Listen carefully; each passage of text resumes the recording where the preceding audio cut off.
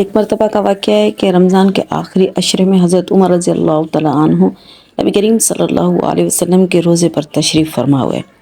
انہوں نے دیکھا کہ ایک دیہاتی آپ صلی اللہ علیہ وسلم کی قبر اطہر کے پاس کھڑا دعا مانگ رہا ہے۔ حضرت عمر رضی اللہ عنہ ان کے پیچھے جا کر کھڑے ہو گئے۔ وہ کچھ اس طرح دعا مانگ رہا تھا، کہہ رہا تھا، یا اللہ میں تیرے رسول کے روزے پر آیا ہوں، تیرا رسول تیرا محبوب ہے، شیطان تیرا دشمن ہے اور میں تیرا غلام ہوں۔ یا اللہ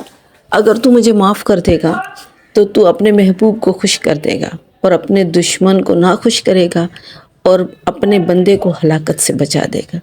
لیکن اگر تو نے مجھے معاف نہ کیا تو تیرا محبوب پریشان ہو جائے گا، تیرا دشمن خوش ہو جائے گا اور تیرا بندہ ہلاک ہو جائے گا۔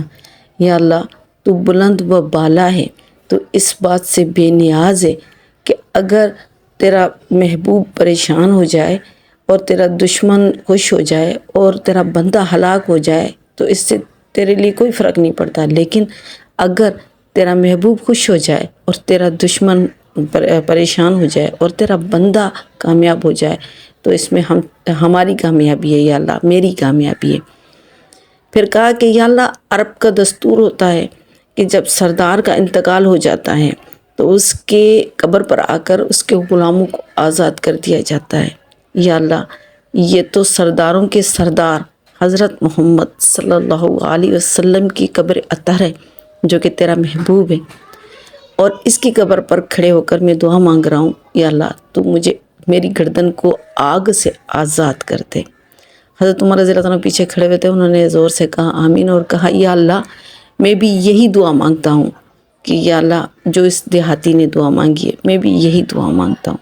ہم بھی آئیں یہی دعا مانگتے ہیں کہ یا اللہ رمضان کے آخری عشرے میں ہم تیرے غلام ہیں،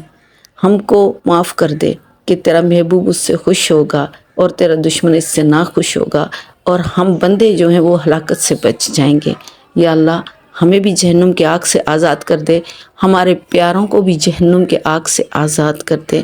اور ہم سب کو خوش کر دے، ہلاک ہونے سے بچا دے، آمین۔